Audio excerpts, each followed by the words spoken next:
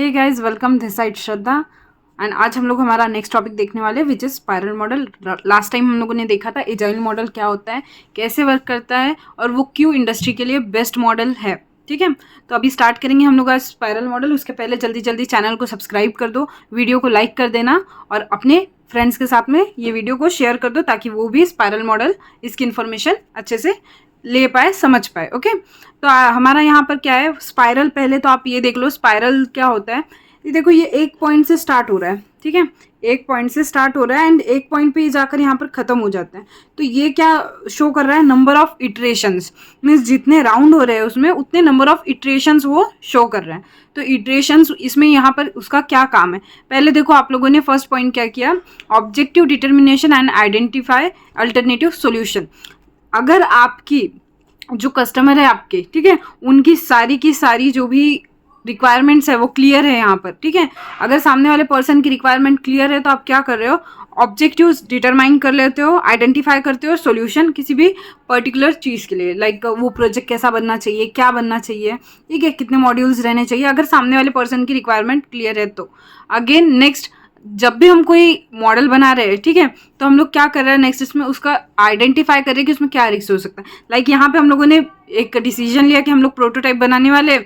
यहाँ पर प्रोटोटाइप बनाया ना, उसको देख के हम लोगों ने आइडेंटिफाई किया कि उस पर्टिकुलर प्रोटोटाइप के अंदर क्या क्या इश्यूज है, क्या क्या बग्स है या फिर क्या एरर्स आ सकते हैं, उसको पहले ही आइडेंटिफाई कर लिया और रिजॉल्व कर लिया। ठीक है, सेकंड स्टेज पे ही उसको रिजॉल्व कर लिया, देन डेवलप करेंगे हम लोग next version of the project. जैसे मैंने लास्ट स्टेज में आपको समझाया था रैड मॉडल में कि अगर हम लोग मोबाइल का लेट सपोज कोई वर्जन लॉन्च कर रहे हैं, लाइक विंडोज 10 है, तो हम लोग क्या कर रहे हैं, नेक्स्ट वर्जन विंडोज 11, विंडोज 12 ये जब, या फिर एंड्रॉइड 10, एंड्रॉइड 11 ये जब लॉन्च करेंगे तो क्या हो गया, इसके नेक्स्ट वर्जन हो गए, मीन्स उसका नेक्स्ट चंक हो गया है वो। ओके, तो यहाँ पर एनालाइज कर दिया, देन नेक्स्ट जो चंक है या फिर नेक्स्ट जो पार्ट हमें डेवलप करना है उसके बारे में हम लोग क्या करेंगे, उसको रेडी करेंगे कि हमें नेक्स्ट पार्ट बनाना है, क्या करना है। Then review and plan for the next phase. देखो यहाँ पर जो पहला फेज था वो तो कंप्लीट हो गया, हम लोगों ने रिस्क देख लिया क्या आने वाला है, आइडेंटिफाई कर लिया और रिजॉल्व कर लिया। देन नेक्स्ट स्टेप पे क्या बनाना है, कौन सा वर्जन बनाना है, ये यहाँ पर कर लिया। Then again review, plan for next phase, जो भी नेक्स्ट आपकी फेज है उसके लिए प्लान करना। अगेन जब ये सर्कल यहाँ पर जा रहा है, मीन्स जब एक फेज आप लोगों ने कंप्लीट कर ली, एक मॉड्यूल बना लिया है, उसका रिस्क एनालिसिस कर लिया है, रिस्क आइडेंटिफाई कर लिया, रिजॉल्व कर लिया और उसका जो नेक्स्ट वर्जन है वो भी निकालने का आप लोगों ने सारा कुछ रेडी कर लिया है। तो अगेन जो आपका फर्स्ट वर्जन है या फिर आपका जो नेक्स्ट वर्जन जो आइडेंटिफाई, जिसको हम लोग ऑब्जेक्टिव्स जिसके डिटरमाइन करने वाले या फिर जिसके ऑलरेडी करके है, ओके, वो जब वर्जन आप डिजाइन करते हो तो अगेन उसमें आपको क्या करना पड़ेगा, रिस्क को आइडेंटिफाई करना पड़ेगा।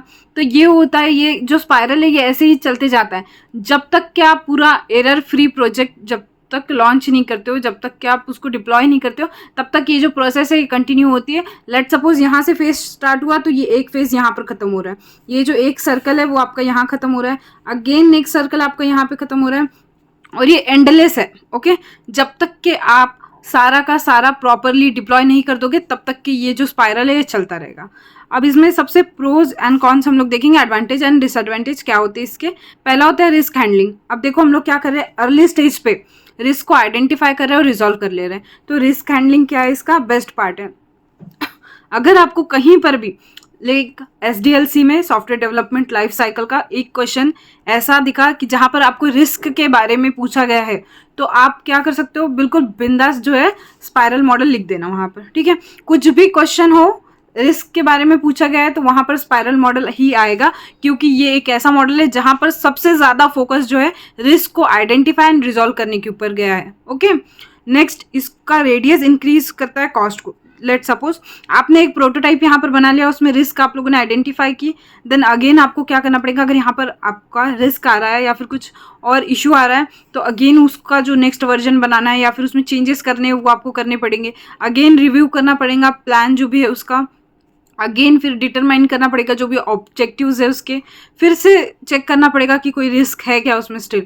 तो जितने बार आपका क्या है रिस्क आएगा, लाइक बग्स आएंगे, उतने बार आपको क्या करना पड़ेगा, ये प्रोसेस को रिपीट करना पड़ेगा। ओके, तो रेडियस इंक्रीजेस इस कॉस्ट मीन्स क्या हो रहा है, जितना रेडियस बढ़ेगा, लाइक जितने स्पाइरल्स बढ़ेंगे उतनी ज्यादा आपकी प्रोजेक्ट की कॉस्ट जो है वो इंक्रीज होती जाएगी। Okay, then meta model. अब इसको मेटा मॉडल क्यों बोलते हैं, देखो यहाँ पर क्या हो रहा है, सारी की सारी, मैंने स्टार्टिंग में बताया था कि जब तक के कस्टमर की सारी रिक्वायरमेंट्स क्लियर नहीं है आप स्टार्ट नहीं कर सकते हो। और सारी की सारी जो रिक्वायरमेंट्स है वो किस मॉडल में पूरी होनी चाहिए थी, वाटरफॉल मॉडल में। तो ये पार्ट है वाटरफॉल मॉडल का। ओके, यहाँ पर हम लोग क्या करें, सारी की सारी कस्टमर की रिक्वायरमेंट्स पता कर रहे हैं। ये एक मॉडल आप देख लो।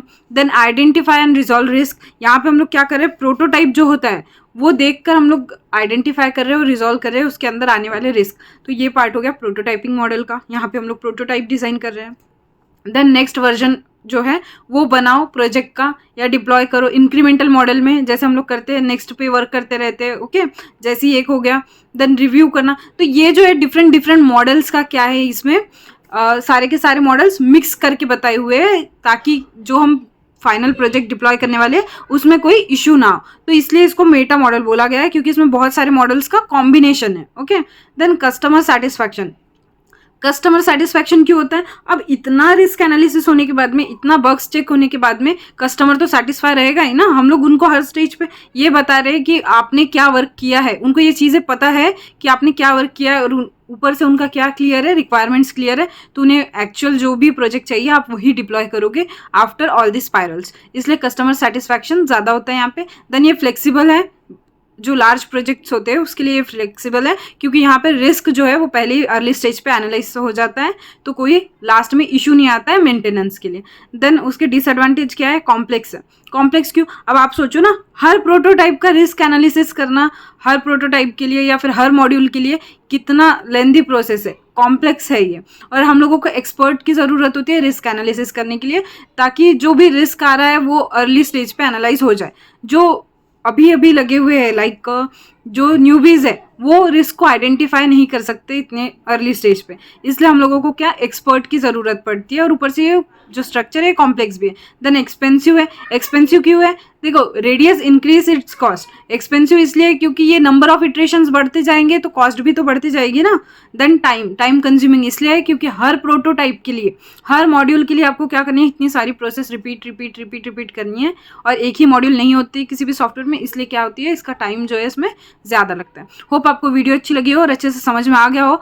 ये सिर्फ आप लोगों को क्या स्पाइरल याद रखनी है कि कैसे कोई भी फेज वर्क कर रही है यहाँ पे, और ये प्रोज एंड कॉन्स याद रखो। आप लोग अच्छे से 3 पेज का उसको लेंदी कर सकते हो अपने मन से, और इसमें आउट ऑफ मार्क्स आपको मिल सकते हैं। ठीक है, thank you friends, do subscribe to my channel. Bye bye.